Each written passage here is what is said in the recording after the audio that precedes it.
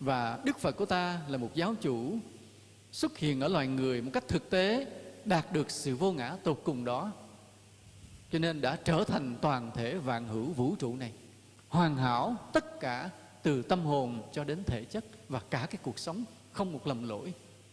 Nói đến tất cả là từ một ánh mắt, từ một cái lời nói, từ cử chỉ, từ cái nụ cười, không bao giờ có điều gì thừa. Người hoàn hảo đến mức độ như vậy, như một viên ngọc rực sáng, không một chút tì vết. Và ta cảm thấy mình hạnh phúc khi ta đã may mắn chọn đạo Phật để ta được làm đệ tử, được làm con của một bậc thánh siêu phàm như vậy. Cái niềm hạnh phúc này lớn lao không biết giường nào. Và đây là điều mà ta phải khéo giữ gìn từ kiếp này đến mãi mãi những kiếp về sau, để xin đi theo được bước chân của người mà đạt được sự thành tựu như là người đã dạy bảo ta.